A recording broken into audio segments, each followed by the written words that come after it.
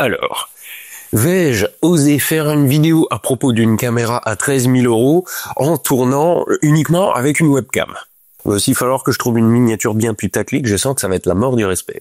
Alors je suis quelque peu obligé de tourner avec une caméra qui ne coûte pas 13 000 € parce que sinon je ne pourrais pas montrer les deux caméras qui coûtent 13 000 €.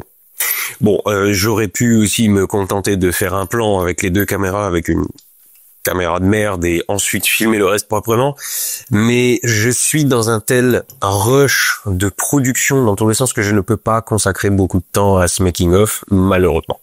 Je peux pas, j'y arriverai pas. Voilà. Bon, en l'état, rien n'est fonctionnel, rien n'est branché, mais comme ça, au moins, elles sont dans le cadre. Et encore, il manque des bouts. Ça fait très étalage de pognon, comme ça, c'est limite oppressant. Mais bon, au moins, elles sont dans le cadre. Alors, je vais maintenant vous raconter la genèse de ce projet qui m'a amené à faire ce crowdfunding le 1er avril dernier et qui a ramené 19 000 balles alors que c'est plus que ce qui était prévu. Tout commence fin février quand je me dis que je claquerais bien les économies d'Astronogeek, et je dis bien d'Astronogeek, je parle pas de moi à la troisième personne, je suis pas Alain Delon. Ce que je veux dire par là, c'est que il y a moi, ma personne, et l'entreprise Astronogeek, si vous voulez. Et donc j'ai décidé de claquer les économies d'Astronogeek âprement gagnées à grands coups de NordVPN dans une nouvelle caméra. J'ai déjà longuement expliqué le pourquoi du comment dans la... Ah bah oui, non, c'est vrai, j'ai retiré cette vidéo. J'ai commencé ma chaîne avec pour caméra un Canon 5D Mark III qui dispose d'un capteur plein format. En gros, ça veut dire un capteur de la taille des vieilles péloches en 24-36 et j'adore le rendu de ces capteurs. Puis, je me suis lancé dans la production de la série Hermès et pour gérer mon fond vert proprement, j'ai eu besoin de caméras capables de gérer des fichiers sans compression et en 4K. Depuis, je bosse avec 3 de ces caméras et elles ont des qualités indéniables, mais aussi des capteurs micro 4 tiers. Et depuis bientôt 6 ans que je bosse avec, je m'y suis jamais fait. Alors le mois dernier j'ai craqué et j'ai pris la caméra sur laquelle je lorgnais depuis un bout de temps déjà, un Canon R5C. En gros, j'en reviens à mes premières amours et je retourne à la fois chez Canon et sur du plein format. Bon, une chose après l'autre. Nous sommes donc début mars, je me retrouve avec cette bête dans les mains et je commence à travailler avec. Il a fallu un petit peu de temps pour qu'on s'apprivoise l'un l'autre. C'est simple, depuis que je fais de la vidéo, je n'ai jamais travaillé à l'autofocus. Dans le cinéma, on ne travaille pas à l'autofocus. Il y a un opérateur, c'est le premier assistant caméra qui est chargé de faire le point. Je n'ai pas d'assistant cadreur, donc bon. J'ai toujours fait au focus manuel et je me suis toujours arrangé pour faire des cadres où je n'ai pas besoin de faire le focus. Je me mets dans le focus et je bouge plus. Le R5C a un super autofocus qui est vraiment capable de suivre l'œil et si je me déplace, je reste net. Ça, c'est génial et ça permet surtout certains plans un peu plus créatifs, dirons-nous. Vous noterez d'ailleurs que cette vidéo n'est pas scriptée. Elle est vraiment faite à l'arrache. Je vais vous expliquer pourquoi. Et donc bref, pour la première fois, je bosse avec un autofocus, mais c'est une technologie qu'il faut apprendre à maîtriser et surtout qu'il faut régler correctement. Donc la toute première vidéo qui sera diffusée je ne sais quand sur cette chaîne et qui aura été tournée avec le R5 aura de légers petits problèmes de pompage d'autofocus. L'autofocus qui va un peu devant, un peu derrière. Alors pour certains youtubeurs, c'est un standard de production, moi ça m'a toujours... emmerdé, mais bon, Alors, la vidéo que vous vous apprêtez à regarder a été tournée dans des conditions de fatigue un peu extrêmes et j'ai pas bien fait mon cadre qui est trop serré et j'ai pas non plus réglé correctement mon autofocus qui a tendance à pomper. Et j'ai vraiment pas le courage de refaire ce tournage qui m'a pris vraiment beaucoup trop de temps. Donc je m'excuse par avance de quelques petits pompages d'autofocus et du fait que ma tête est parfois un petit peu coupée. Il se trouve que je suis depuis plusieurs mois maintenant dans une période assez dense. Je vais prendre des vacances cet été donc ça va aller, mais en ce moment je cravache vraiment parce que je veux produire déjà du matos en avance pour pouvoir me prendre quelques mois de vacances. Ça fait des années que je vous parle de ma volonté de faire des vidéos plus travaillées, de faire des sujets très différents, etc. Et là, j'ai commencé vraiment à m'y mettre parce que j'ai commencé à travailler avec de plus en plus de monde. Avant, je travaillais exclusivement seul, maintenant je commence à m'entourer. c'est pas la même manière de travailler, c'est différentes perspectives aussi, on peut faire plus de choses, mais disons que ça, plus le fait que en ce moment j'essaye d'accumuler l'avance sur des vidéos qui sont beaucoup plus grosses à produire que de simples fonds noirs, c'est vrai que bon, c'est crevant. Donc ça explique notamment que j'ai pas le temps de refaire la dite vidéo. Elle est regardable, hein, mais bon, vous verrez quand elle sortira. Bon allez, on va commencer en attaquant dans le désordre, avec l'infinité de l'univers. Parce qu'il faut commencer là pour piger ensuite le Big Bang. Déjà, pour bien comprendre les représentations qu'on va faire, il faut avoir en tête ce que sont les dimensions. Et ça explique aussi en parallèle que je n'ai pas le temps de refaire une belle mise en scène comme j'avais fait pour la première vidéo où je parlais du R5. Bon après, quand vous verrez les vidéos que je vous prépare, je pense que vous comprendrez.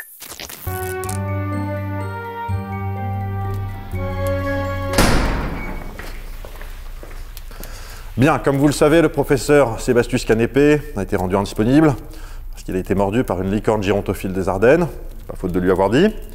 Du coup, c'est moi qui vais assurer l'intérim pour le cours de législation magique. Non, à la fin du cours, les questions. Bref, reprenons. Nous sommes donc début mars, je commence à travailler avec mon beau R5, c'est tout neuf, et là je reçois un coup de fil de la DGA. La responsable com de la DGA me passe un coup de fil et m'explique qu'elle a été sur le site de Balma à Toulouse où elle a vu un paquet de trucs elle-même personnellement, hein, en tant que responsable com, qui lui ont fait dire ça ferait des bons épisodes astronomiques. Et donc elle m'en parle, elle me dit il y a peut-être des trucs à faire. On échange 2-3 coups de fil comme ça sur ce qui est possible de faire ou pas, on prend contact avec les gens de Balma, on s'arrête sur plusieurs sujets. Il y en a notamment un qui me vend beaucoup de rêves. Alors malheureusement, je vais pas pouvoir vous dire exactement ce que c'est, vous allez comprendre pourquoi. C'est un reportage sur les équipes d'experts de DGA Technique Aérospatiale qui enquêtent notamment sur les accidents aéronautiques, civils comme militaires. Et là, il y a un accident qui... Écoutez, je pense que si on avait traité ce sujet, il y avait moyen de taper le million de vues sur cette vidéo. Et donc là, ça me vend du rêve. Je me dis, on va la faire cette vidéo, mais en plus, on va la faire bien. Je contacte Madri, que vous avez déjà vu à plusieurs reprises sur cette chaîne. Je lui demande s'il est dispo et s'il voudrait bien être mon chef opérateur sur cette vidéo.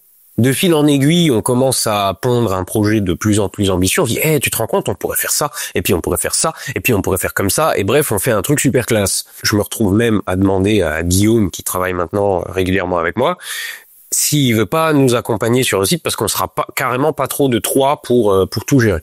On va aussi essayer de rentabiliser cette vidéo avec un deuxième reportage, qui est pas encore sorti à l'heure où je poste cette vidéo normalement, mais il devrait sortir sous peu. Donc ça sera ma 3e vidéo avec la DGA, avec un niveau de réal moindre par rapport à ce fameux gros projet, mais bon bref, vous verrez quand ça sortira. Et donc on va faire ce reportage, on va même en faire un vrai beau documentaire, quelque chose de propre, j'ai envie de faire vraiment un truc dont je peux être fier. Mais plus j'y réfléchis, plus je me dis qu'en termes de réal, faudrait 2 caméras. Jusqu'à maintenant, j'ai régulièrement travaillé avec 2 caméras, j'ai même travaillé avec 3 caméras. Les Blackmagic dont je vous ai déjà parlé, j'en ai 3. Parce qu'il y a des setups où 3 caméras, c'est vraiment pas trop. Ceci dit, ça reste exceptionnel, mais la plupart du temps, 2 caméras, si on veut faire les choses bien, c'est pas du luxe, quoi. Et là, je m'en trouve confronté à un petit problème. Bon, déjà, il y a le budget pour la vidéo, parce qu'il va falloir descendre à Balma, à 3. Il va falloir payer tout le tournage, il va falloir payer les gens, etc. Ça coûte déjà des ronds. Ça va être géré par la sponsor. S'il y a des sponsors sur les vidéos, c'est aussi pour ça. La caméra est payée, il n'y a pas de problème. Bon, la deuxième caméra en revanche, il n'y a plus les sous. Bon, alors la caméra là est à moi, il n'y a pas de problème. Mais bon, elle a coûté 12 000 balles et elle a séché le compte de la boîte. Donc il n'y a plus de pognon pour celle-là. Le budget c'est le même. Et encore, parce que sur celle-là, il n'y avait pas le cardan. Là. Ça, c'était pas inclus au budget. Et donc je me dis, c'est peut-être le moment de tenter, ma foi, un crowdfunding. J'avais jamais rien fait de tel. J'avais vu beaucoup de collègues le faire. J'avais déjà relayé beaucoup de cagnottes. Et là, je me suis dit... Dans la vie, on peut pas te dire plus que non. Donc je tente le coup. Et je tente d'autant plus le coup que je me dis, je vais essayer de profiter d'une petite vidéo putaclic du 1er avril en me disant en parallèle, et j'espère juste que comme ça sort le 1er avril, les gens vont pas croire que c'est une blague et du coup ne pas me prendre au sérieux. Mais bon, le moins compliqué, c'est que ça a été. Donc je produis ma petite vidéo crowdfunding, je la mets en ligne et le jour de la mise en ligne, en parallèle, je travaille sur ça.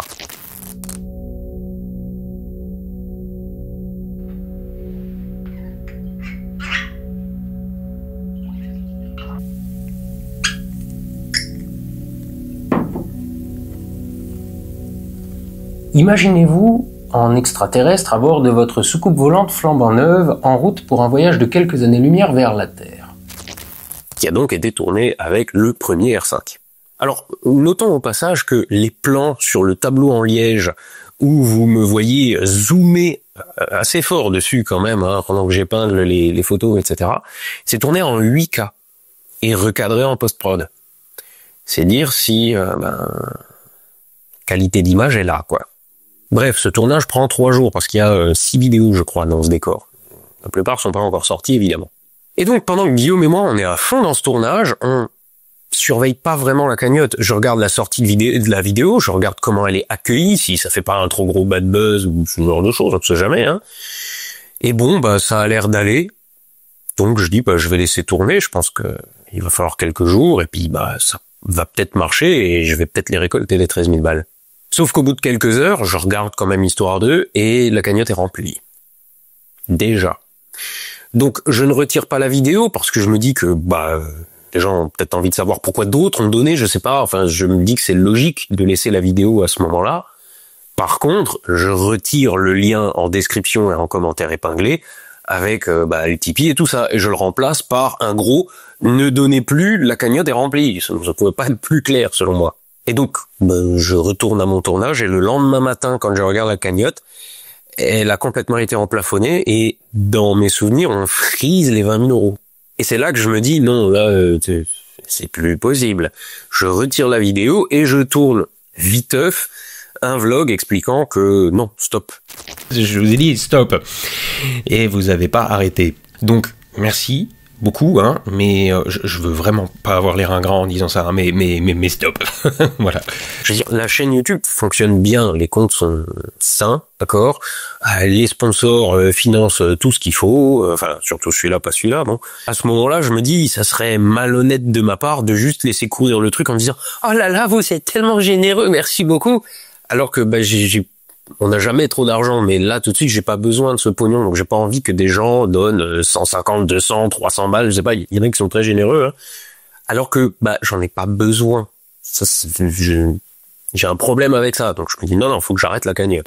Et donc, évidemment, après, c'est poser la question de qu'est-ce qu'on va faire de ce pognon en rab, hein, vu qu'il était pas prévu. On va en reparler. Alors, petit détail technique, une fois que cette cagnotte est remplie, hein, il n'y a pas vraiment d'objectif tout ça, faut que vous sachiez un truc. Tipeee vire l'argent tous les mois, en général à la fin du mois, à quelque part à cheval entre le 30, 31 et le 1er, quoi. Et surtout avec 2 mois de décalage. Vous avez, à une date donnée, l'argent que vous avez en fait rentré sur votre Tipeee 2 mois avant. Donc évidemment, avec un tournage qui était prévu le 28 avril, en faisant une cagnotte le 1er avril, ça pouvait pas marcher. Mais j'en avais discuté avec Jonas de Tipeee qui m'avait confirmé que il pouvait me faire un virement anticipé, on pouvait s'arranger, etc. Et donc vers la mi-avril, je reçois le virement anticipé de Tipeee et je vais immédiatement tout claquer. Et je vous garantis que ça fait drôle, hein, quand même, de claquer autant de pognon aussi vite. Ça m'avait déjà fait très drôle avec celui-là. Hein. Je sais pas, j'avais vraiment l'impression de faire une connerie. Genre, je sais pas, de te lâcher autant de pognon d'un coup, c'est très bizarre. Et là, je le refaisais pour une 2e fois. Bref, les sites pro étant ce qu'ils sont, la livraison se fait très vite et ça commence par le sac. Le mec fait un crowdfunding pour acheter une caméra super chère et il filme ensuite avec le cul. Alors, ceci n'est pas le Canon R5, ceci est uniquement le sac. Comment ça s'appelle déjà ? Ah oui, Orca. Juste un mot sur TRM, les mecs sont des fous furax. J'ai commandé le sac, 20 minutes après j'avais eu la notification d'expédition et le lendemain il était là. Et voilà la bête. Donc c'est pas une caméra, mais pour rappel, ça faisait partie du crowdfunding. Parce que quand une caméra fait ce prix-là, on la trimballe dans un sac adapté. Alors évidemment, la caméra est pas grosse à ce point-là, mais disons qu'il faut aussi trimballer tout le reste du matos. Et donc il faut bien ça. 2 jours plus tard, arrive le R5 et la plupart des autres trucs. Mais là, j'avais pas filmé le déballage parce qu'il est arrivé absolument in extremis pour le tournage de ça. Bon, recule voir un petit peu là, montre-nous ce qu'on a aujourd'hui. C'est le premier tournage qu'on fait avec les 2 caméras Canon et on va peut-être encore en utiliser qu'une. Donc aujourd'hui, on va tourner à bord d'un Cessna. C'est quoi? C'est le 172 celui-là? Ouais. Qui va nous servir de décor pour une vidéo qui traite d'un dossier du BEA. T'éloignes peut-être pas trop, sinon t'entendras plus ce que je dis. Ouais, faudrait qu'on se les mette au micro, ceux-là. Et l'idée, c'est de simuler le fait qu'on est en vol, mais en n'étant pas en vol. Et donc, il faut cacher toute la misère derrière.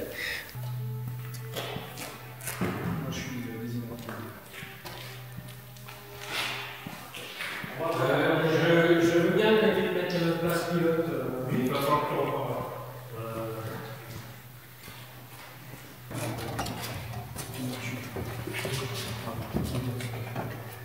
C'est forcément moins pratique, hein, c'est...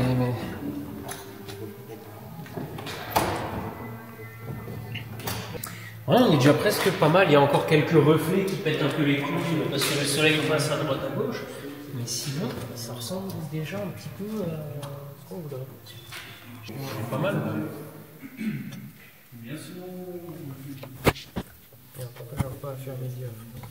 Ça a l'air pas mal en fait, hein, mais on voit... Ah oui, on voit pas trop le haubans finalement. Hein. Non, ça va. Bah, on le voit, hein, et après avec la colorimétrie, je sais pas comment ça va rendre exactement. Et si je mets le stroboscope, ça donne quelque chose? Et pendant que Guillaume est en train de programmer une light pour faire le stroboscope en bout d'aile, le Cessna ressemble à ça. On a dû camoufler un maximum de choses derrière. Pour pas que ça se voit, on va quand même tourner de nuit parce qu'on a encore beaucoup de reflets et de trucs comme ça, mais ça commence à avoir la tronche d'un ami en vol. Non, c'est bon. On a une difficulté non négligeable, c'est que il faut pas que les instruments de bord apparaissent à la vidéo, parce que sinon, ça risque, comme qui dirait, un petit peu de se voir que l'avion n'est pas en vol. On a choisi exprès cet avion parce qu'il a des instruments à cadran à l'ancienne, et donc il est tout à fait possible de jouer par exemple avec l'altimètre. Mais par contre, le badin, lui, il indiquera 0 nœud quoi qu'il arrive. On ne pourra pas faire croire qu'on est en vol. Lui, c'est compliqué aussi, parce qu'il y a 2 types d'horizon artificiel, et celui-ci se met en route uniquement quand le moteur tourne. Et on va clairement pas tourner la vidéo moteur tournant, ça va pas le faire. Idem pour le compte-tour. Donc, il y a des trucs qu'il va pas falloir voir. Il faudra cacher la misère.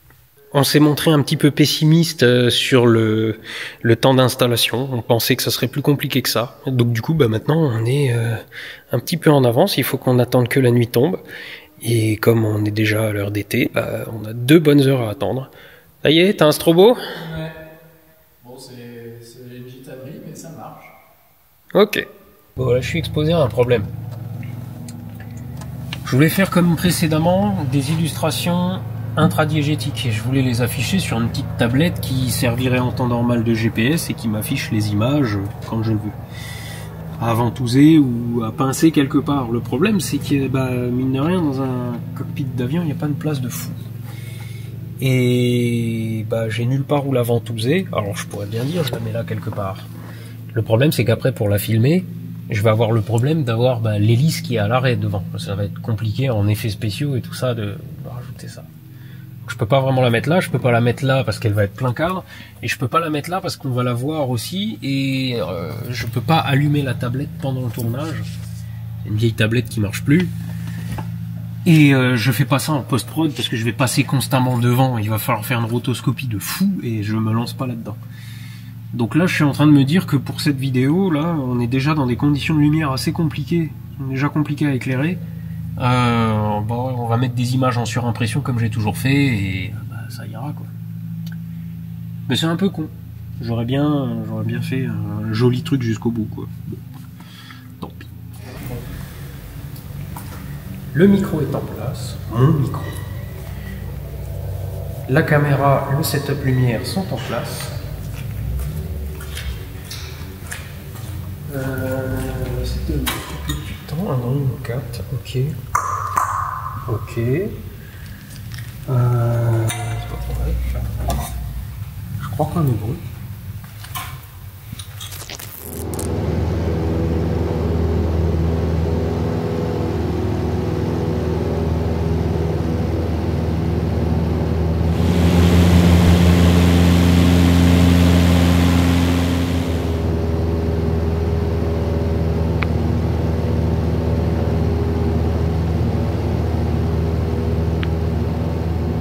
Nous sommes le 23 mai 2022 à l'aéroport Paris-Charles de Gaulle. C'est un lundi et histoire d'en rajouter une couche, il pleut à n'en rien voir devant soi. Donc je me suis dit, je vais déjà le déballer, le mettre en marche, etc. pour le tournage. Et après, on verra dès que j'ai le temps. Est-ce que je mets en scène le fait de le ressortir de la boîte ou quoi? C'est un peu con. Et donc dans les faits, oui, donc je n'ai pas le déballage de la caméra, mais vous voyez, les deux sont là, hein. Ok. Et donc le tournage à Toulouse se précise, on n'est plus qu'à quelques jours de partir, quand je reçois un coup de fil de la DGA.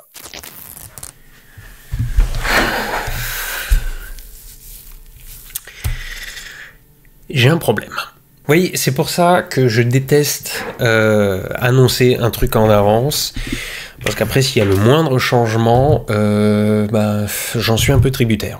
Le 1er avril, j'ai donc fait mon crowdfunding en annonçant que j'avais un gros projet de tournage avec la DGA, un truc qui devait être sensationnel et pour lequel j'avais besoin d'une deuxième caméra de 13 000 € et tout le reste. Donc j'ai dû annoncer le projet. Et comme pour la série Hermès, je pense que j'ai eu le nez creux en annonçant pas ce que c'était. Parce que je viens de recevoir un coup de fil de la DGA et ça a changé. Donc quand vous verrez cette vidéo, normalement tout sera déjà publié ou en passe d'être publié ou quoi, donc bon bref. Je peux spoiler maintenant. J'avais été contacté par la DGA pour faire un reportage en compagnie des experts de la division technique aéronautique, qui sont spécialisés notamment dans l'analyse d'épaves d'avions en cas d'accident. Et donc en bref, ce documentaire devait parler d'une analyse d'une épave et de l'enquête pour mener jusqu'à la conclusion qui est la cause de l'accident est telle. Donc c'était un cheminement d'un indice à un autre, etc. pour arriver à la conclusion. Et en haut lieu, il a été décidé que l'accident dont on devait parler est finalement trop sensible pour qu'on puisse en faire une vidéo. Et c'est un peu chiant. Le reportage est maintenu, mais on va changer d'accident. Donc bon, moi il faut que je réécrive un script, c'est tout. Le seul problème que j'ai avec ça, c'est que le crash dont on devait parler, c'est probablement d'ailleurs pour ça qu'il a été jugé trop sensible, il avait un lien avec l'actualité, et c'était un crash d'un avion militaire. Et finalement, on va devoir parler d'un appareil civil. Alors le crash de l'appareil civil, je viens de lire le rapport qu'on vient de m'envoyer. L'histoire est assez ouf quand même. Bon, du coup, je pense que vous verrez la vidéo. C'est un avion qui s'est disloqué en plein vol, enquête, tout ça, et il y a des choses intéressantes à dire dessus. On va filmer tout pareil, mais je suis juste un petit peu frustré et déçu du fait que l'autre sujet était hautement putaclic. Disons-le comme ça, vous voyez passer la miniature que vous cliquiez dessus à la vitesse du son. Là, je pourrais malheureusement pas vous en dire plus, parce que le sujet a été jugé trop sensible dans les hautes sphères de l'État, donc bon. Mais c'est vrai que c'est un peu frustrant. Et vous voyez, j'avais juste envie de mettre ce petit passage dans le vlog ou la vidéo ou le truc que je vais faire sur la caméra, pour dire que j'ai fait un crowdfunding pour une caméra pour un sujet qui était super vendeur et tout. Bon, on va toujours faire une chouette vidéo, mais le sujet est nettement moins vendeur, là. Enfin, il est très vendeur, mais on descend quand même d'un cran. Et du coup, heureusement, finalement, que j'ai pas annoncé le sujet précis, hein, parce que sinon, là, je pense que je serais passé pour un con.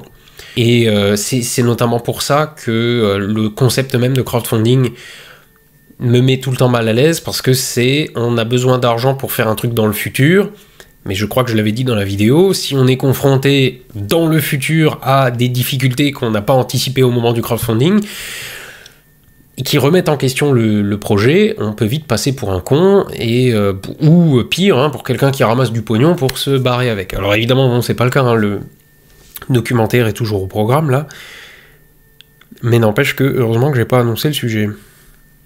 Alors, je sais pas si c'est très clair, là, mais tout le monde était chaud pour faire cette vidéo, hein, y compris à la DGA. Ils avaient sorti l'épave de l'appareil, ils l'avaient installé dans le hangar pour le tournage, etc. Et donc, en tout dernier moment, on était quelques jours avant le tournage, en haut lieu, quelqu'un leur dit « Ouais, j'ai vu passer ce projet là, mais je suis pas chaud, j'ai peur de l'image que ça peut donner. » De parler de ce sujet. Sujet qui est public, hein. Je veux dire, tous les documents sont en ligne et tout. Je vais pas vous dire ce que c'est du coup, hein, mais bon, bah voilà, les documents sont en ligne.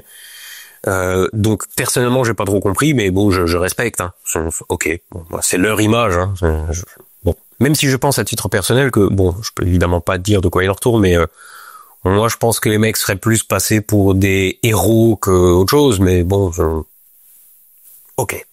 Seulement voilà, c'est chiant. Évidemment, juste avant un tournage, t'as le script qui est prêt, t'as tout programmé pour ce truc-là. Alors les gars de la DGA, de leur propre chef, ont trouvé une solution de rechange. On dit alors écoute, cet accident-là, on peut pas en parler. Par contre, on a un accident civil. Du coup, c'est beaucoup moins craignos. Bon, c'est un petit peu mystérieux quand même. Enfin bon, quand on est dans l'aviation, pas trop.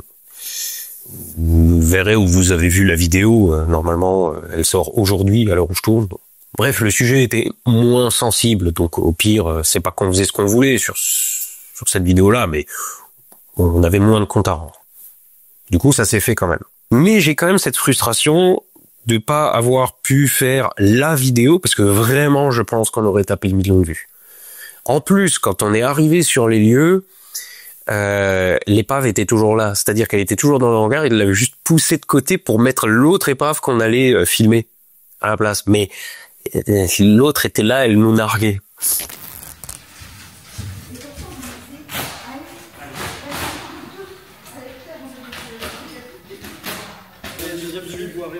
Hein? Ah, il reste un petit bout de swap. Oui, pas de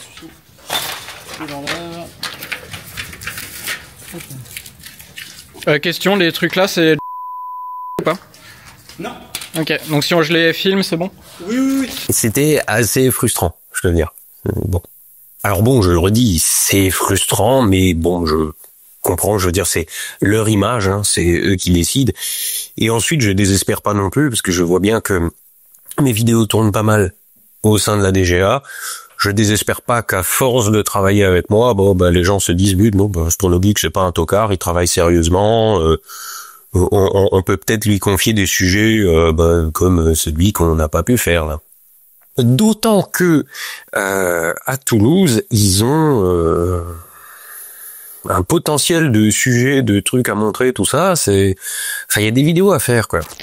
Donc vous allez entendre une première sonnerie, il va lancer la charge du générateur, ça va durer à peu près 1 minute. Okay. Il y aura une dernière sonnerie juste avant le tir et je vous indiquerai. Au mieux vous bouchez les oreilles. Bon, c'est pas très fort, mais ça peut surprendre. Donc faut pas cligner des yeux non plus, c'est très.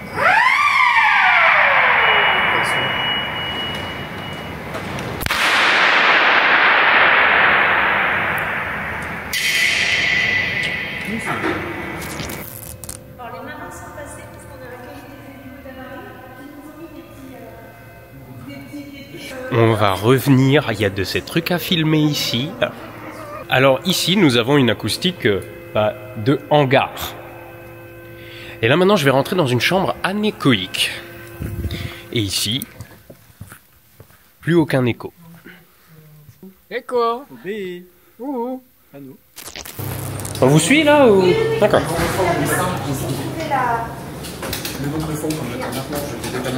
Il y a des petites marches partout. Attention à la marche. Attention là. Alors ce qui est bien, on va rentrer puis on va voir, on va rentrer dans le noir. Alors forcément. Et la lumière.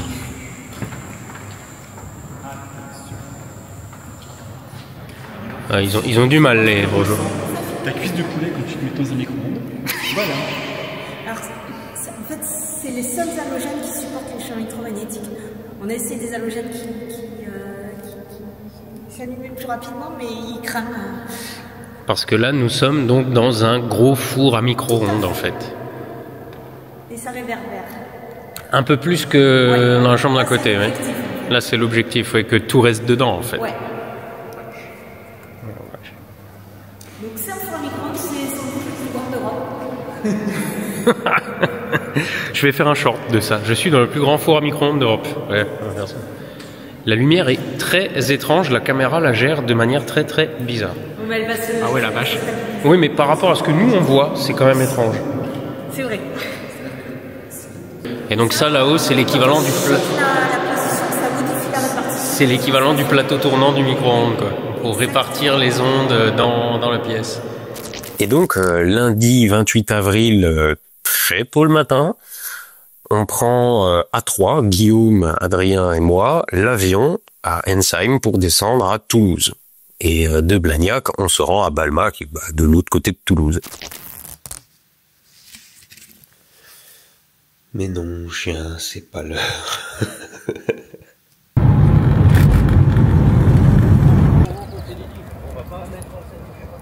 Et peut-être pas, parce que c'est un peu qui est absent, c'est pas énorme, mais ils vont profiter du vol pour faire ce travail.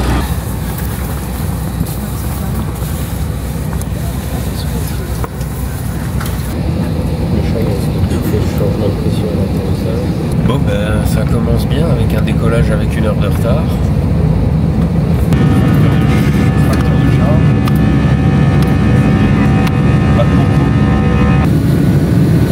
Oui, parce que tu fais pas un complet des Miro. Ouais.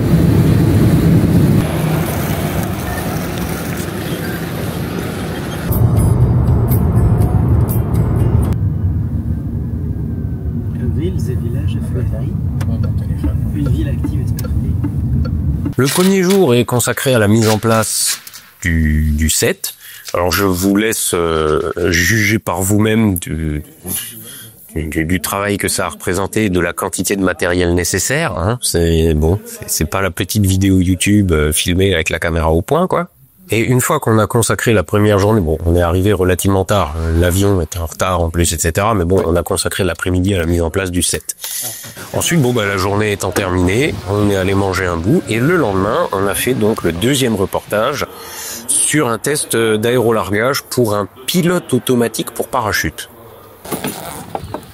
C'est bon, alors t'es harnaché, t'es prêt, tu vas sauter avec eux ou tu restes dans l'avion? Non, je reste dans l'avion quand même. Mais je serais prêt à sauter s'il fallait. Ouais, moi aussi, grave. J'ai déjà fait, j'ai sauté 3 fois dans ma vie. Si on m'avait proposé, j'y serais allé, j'ai sauté 2 fois. Moi aussi. Ouais. Une autre fois. Oui, faut pas déconner. Vous verrez quand la vidéo sortira, c'est intéressant. Au moins autant que le ravitaillement du Rafale, c'est peut-être moins impressionnant, mais c'est tout aussi intéressant. Et donc après avoir tourné ce second sujet, retour mercredi au gros sujet, au gros reportage, au truc pour lequel on était spécifiquement venu. Et le tournage nous a pris, grosso merdo, la journée. Bon, pendant que Madry et Arnaud sont partis faire une pause, on a mis en route la machine à fumer. Et il se pourrait que c'était un chouïa trop fort, comme vous pourrez le constater. Ensuite, il a suffi de remballer et de reprendre l'avion pour rentrer. Et tout de suite après, j'ai enchaîné sur le montage. Ce montage m'a clairement pris plus de temps que d'autres, évidemment, mais pas forcément pour ce qu'on croirait. Déjà, il a fallu que je manipule des rushs en 4K 50 images secondes, parce que la vidéo est sortie en 4K 50 images secondes. Et ce sont les fichiers plus lourds à manipuler, plus lourds à traiter aussi dans Premiere Pro. Un jour, je passerai peut-être à DaVinci, mais il faut tout réapprendre, donc j'ai pas le temps, là, tout de suite, de tout réapprendre.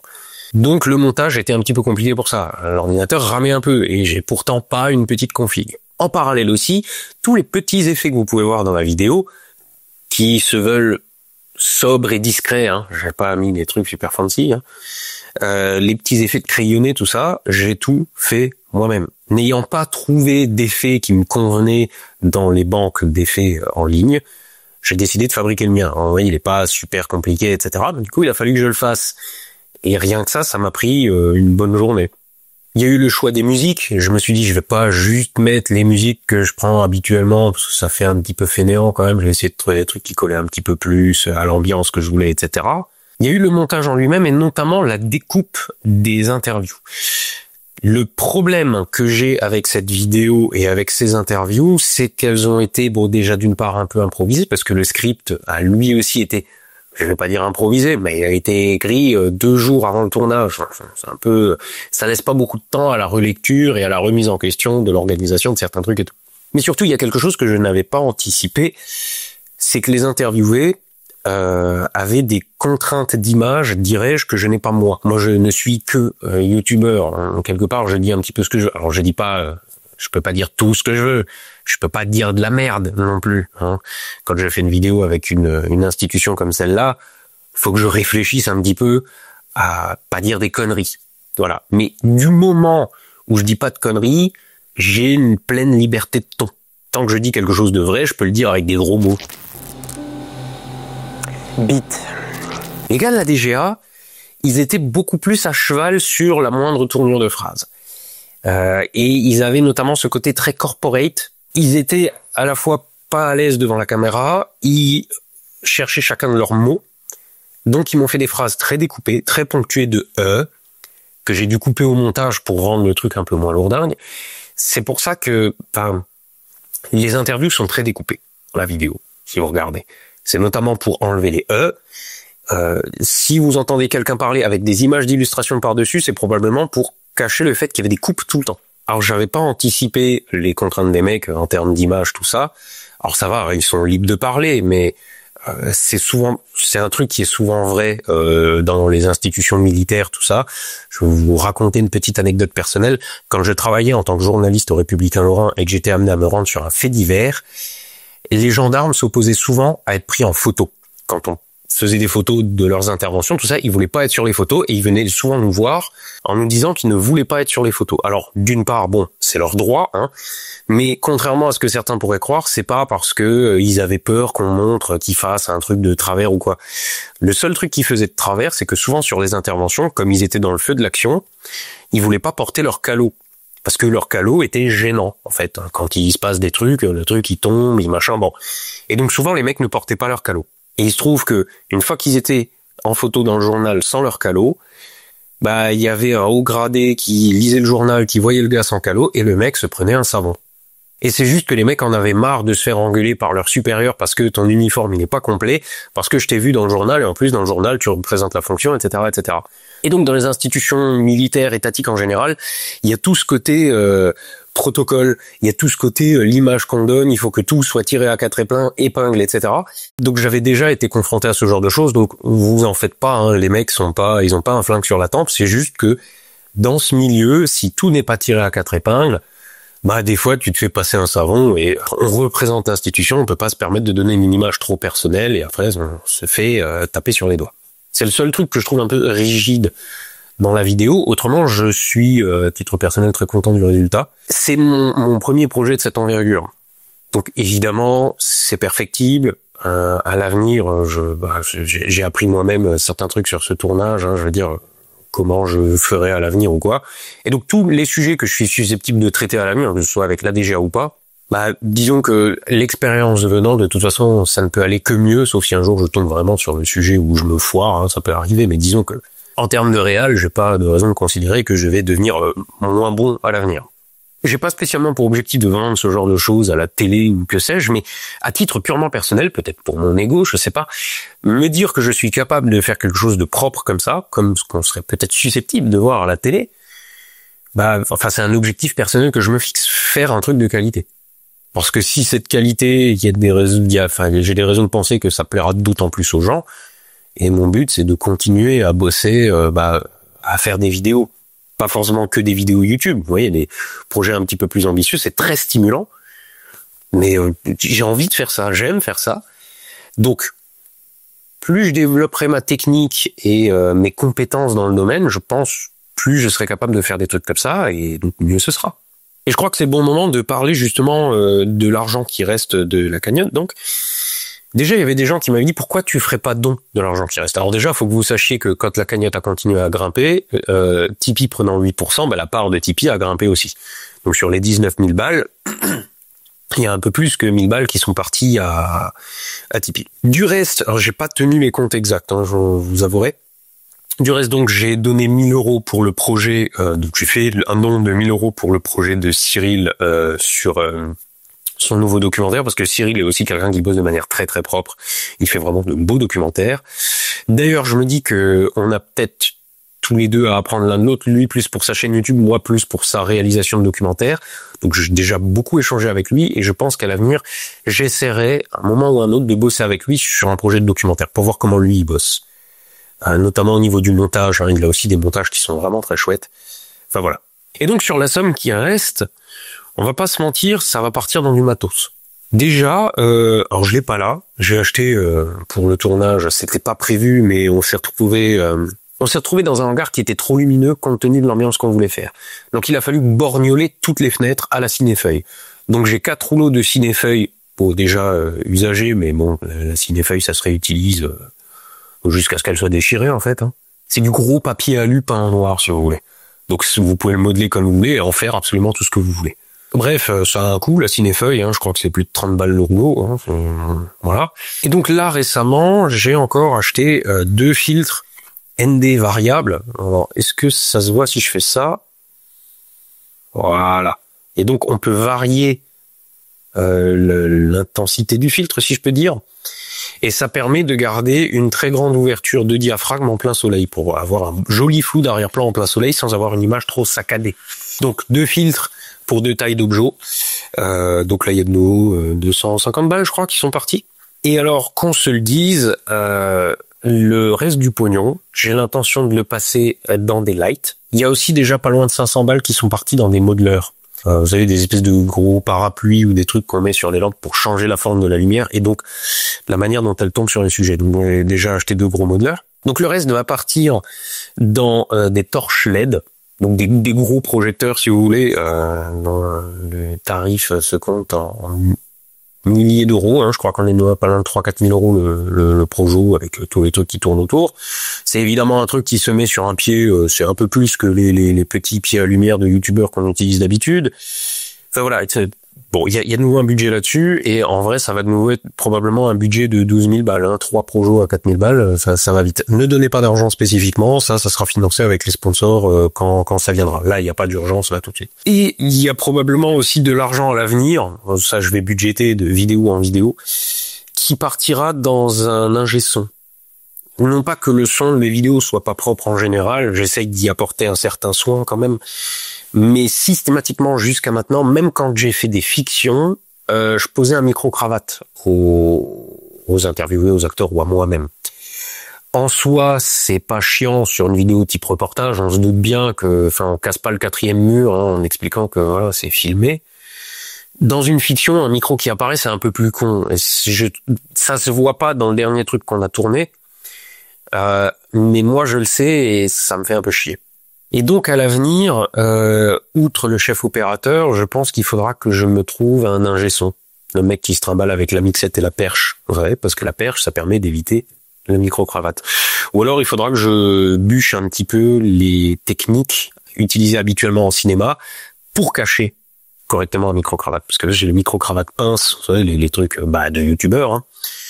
Et pas que d'ailleurs, hein, mais bon, le micro qui se clip sur le... Alors déjà, ça c'est hors de question dans une fiction, n'importe quoi, hein, ça va de soi. Et ça, c'est déjà plus discret, mais n'empêche que c'est toujours un micro.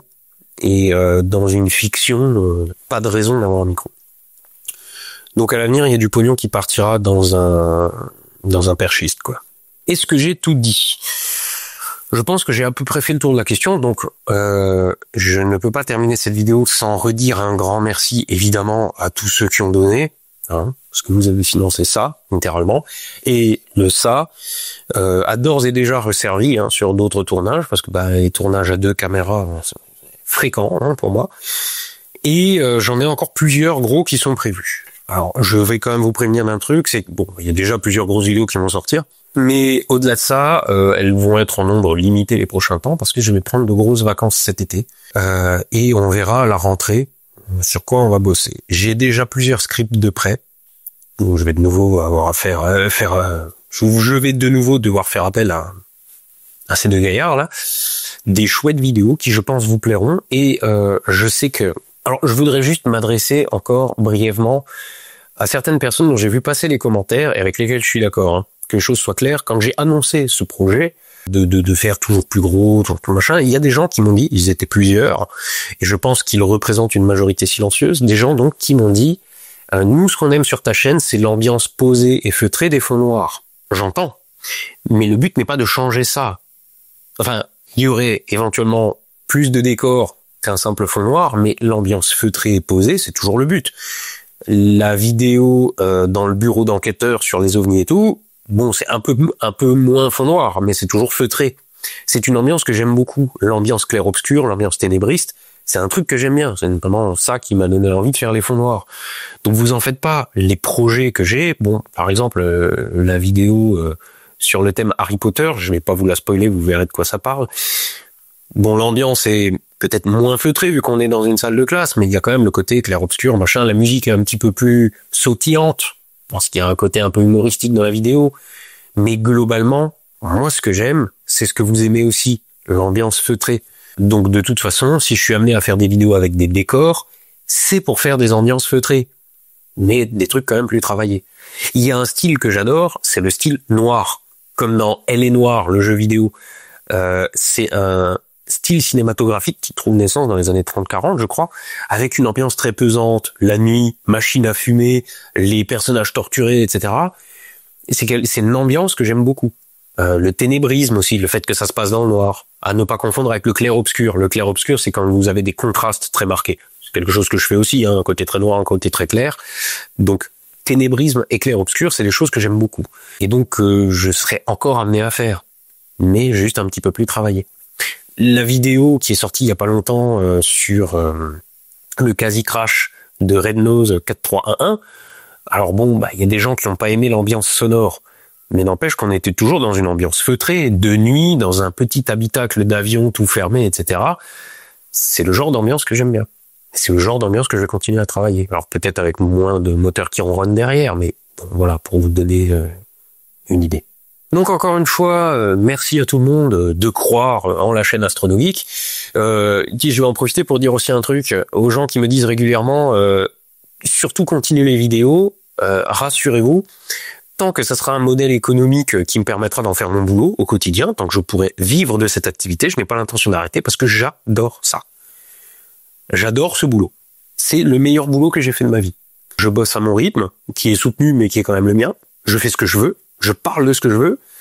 C'est un boulot de geek, hein, avec du matos vidéo, machin, j'adore ça. Donc, tant que j'arriverai à me payer avec ce boulot, tant que je ferai des vues, tant que j'aurai des sponsors, etc., je continuerai. Et je continuerai à essayer de faire des trucs toujours plus sympas. Parce que c'est extrêmement stimulant, en fait, les tournages comme ça. Je crois même que si un jour je peux tourner un vrai film, un long métrage, un machin, je serais susceptible de le faire. Parce que je kiffe vraiment ça. Mais donc, en attendant, oui, tant que la chaîne YouTube tourne, tant qu'il y a des vues, tant que j'arrive à monétiser les vidéos, etc., j'ai aucune raison d'arrêter. Et là, de toute façon, là, tout de suite, il y a plus d'1 an de vidéos d'avance. Donc, quoi qu'il arrive, vous en faites pas, j'ai pas l'intention d'arrêter.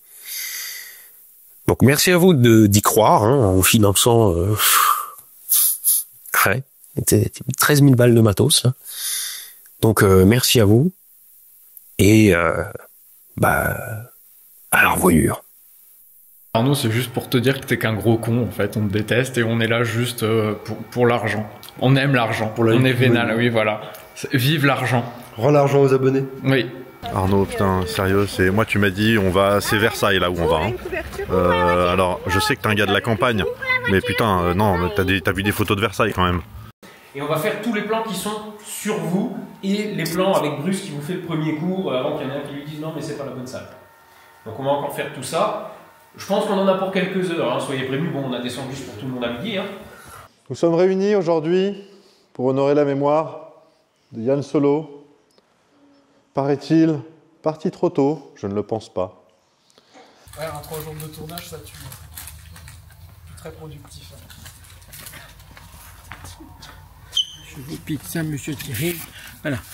J'en ai marre de bosser avec lui. Et j'en ai marre de bosser avec lui. Oh là là là là là là. J'en ai marre de bosser avec lui, là. Voilà, voilà. Et j'en ai marre de bosser avec lui, là. Les deux, ils sont horribles. Il y en a un, il flatule, et l'autre...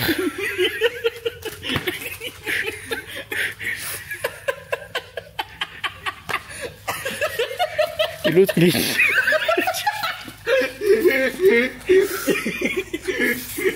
Avec poupée.